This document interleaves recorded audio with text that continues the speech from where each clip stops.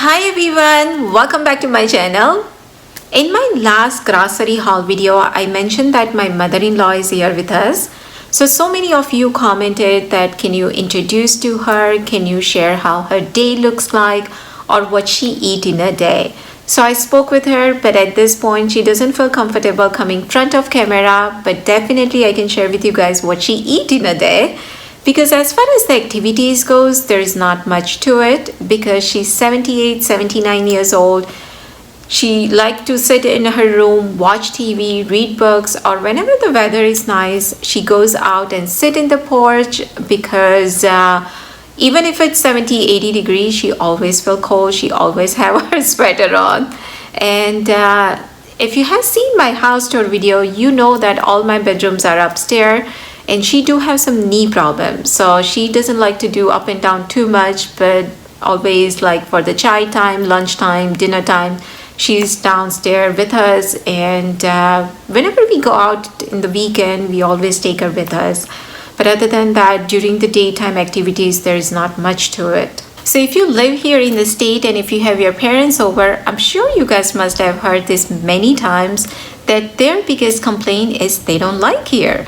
Because over there in India, they are surrounded by neighbors, family, they can go wherever they feel like it by themselves. But here, they are depend on us. Same case with my mother-in-law too. She came here many times, still she doesn't like here. So the reason we brought her back here is because my father-in-law passed away a long time ago. So over there, she's by herself, and because of her age, because of her health issues, we just don't want her to stay there by herself. So at least if something is there, if she's here, we can take care of it right away. Because there are a few days that she doesn't even feel like coming downstairs for either chai, lunch, dinner. So in that case, we go and give it to her in her room. So that is the main reason she's with us. So in this video, I'm going to share with you lunch and dinner recipe. For lunch, I'm making chana dal khaman. That is in Gujarati, it is vati daal na khaman, and that detailed recipe I have shared before, so I'm gonna link it down below in the description box. For the dinner, I'm making typical Gujarati sabji, and that is the Guvar Dhokli sabji. That is the Guvar and Dhokli no Shaak. So both of lunch and dinner I will share in this video. Again, all the detailed recipes will be down below in the description box. For my I still get many questions about how I make the roti. So those videos which I have already done it will be down below in the description box. So without further ado, let's go ahead and start with this recipe. So for today's lunch, I'm making vateli dal na khaman. Now this khaman is different than the khaman dhokla because khaman dhokla can be made from the basin and you can make it instantly. This one you have to soak the dal. So I soak it for about 10 hours. And then I'm gonna go ahead and add the green chilies, plain yogurt, as well as the oil. The reason we want to add both of these ingredients because this batter is gonna be grainy. So sometimes when you eat it, it gets stuck in the throat. But if you add both of these ingredients, you will not have that problem. So first of all, I'm gonna go ahead and grind this. And again, I'm gonna have the detailed recipe down below in the description box because just to make sure this video is not too long, I fast forwarded to here when I'm making the tadka. So now the tadka is ready. I'm gonna transfer that onto the khaman. Back there, as you can see, I do have the rice ready.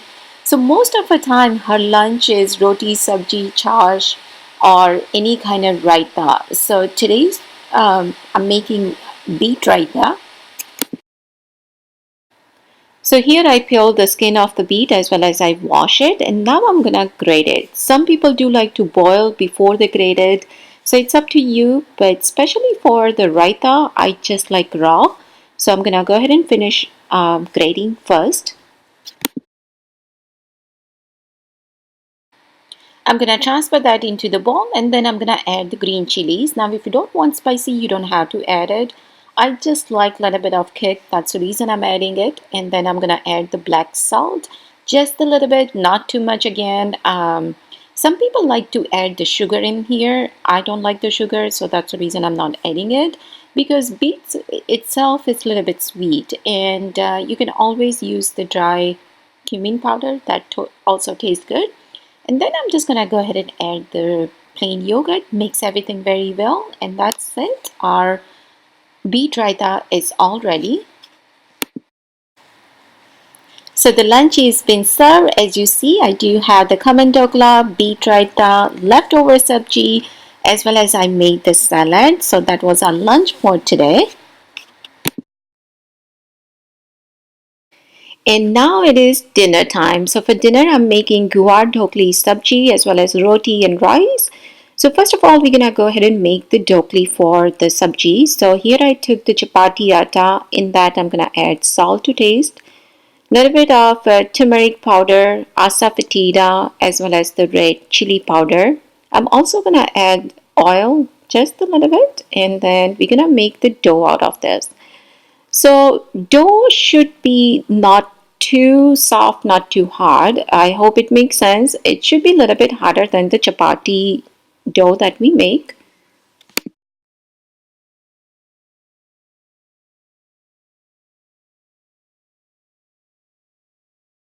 So while the dinner was getting ready, I made the coffee and I do have the recipe for this. So I'm gonna link it down below in the description box. Do try it that way, guys. It tastes really good. And here I'm gonna first prepare the dhokli. So as you saw, I applied a little bit oil on my hand and now I'm gonna make this small ball out of it. This shouldn't be too big, shouldn't be too small because once it cook, it's gonna flop up a little bit. So we don't want a too big one. So first of all, I'm gonna go ahead and make the ball out of it and then we're gonna press it between our palm. Again, when you press it, you wanna make sure that it's not too thick in the middle and too thin on the outer edges. So it should be perfect. Otherwise, it's not gonna cook properly. So as you saw here, it's if you had to go and adjust a little bit after you press it between your palm, you can go ahead and do that. No big deal. But as I mentioned, it shouldn't be too thick in the middle and too thin on the outer edges. So I'm gonna first of all go ahead and finish all of them. And now we're gonna make this sabji in the pressure cooker. I have tried to make it outside, but always, you have to keep checking whether the dhokli has been cooked properly or not. So the pressure cooker is the much better way to go. So here I add the oil and then I'm gonna add the mustard seeds as well as I'm gonna add the asafoetida and lots of garlic. You can make this sabji without garlic, but of course with the garlic it tastes really good. So I'm just gonna go ahead and add the chopped garlic in here. We're gonna go ahead and saute this first just for a minute or so.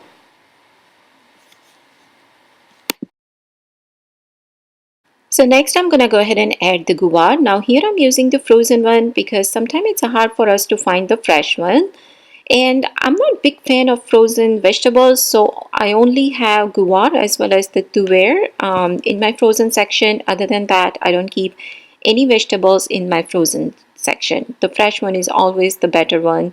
Um, but sometimes, you don't have the fresh vegetables on hand, then if you have something like this, you can always make this sabji out of it. So here I add the salt to taste as well as the red chili powder, dhania jeera powder and the haldi powder. Mix everything very well and then we're gonna add the water. Now once the water comes to boil, then only we can add the dhokli in there. Before if you add it, it's gonna sink in there and it will not taste good at all. So once I add the water, I'm just gonna go ahead and wait for a few minutes. So once it's boiling, as you can see right now, I'm gonna go ahead and add all the dhokli in there.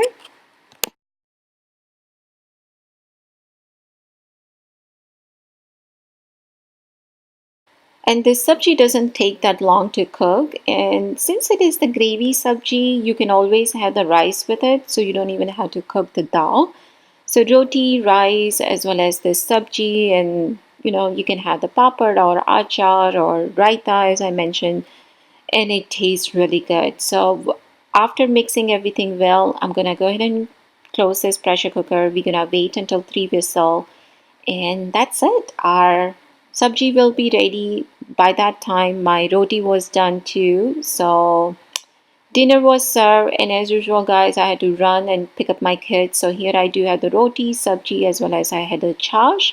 So thank you so much for watching this video. I hope you guys have enjoyed this. Do not forget to subscribe if you haven't. And I will see you guys soon in my next video. Bye.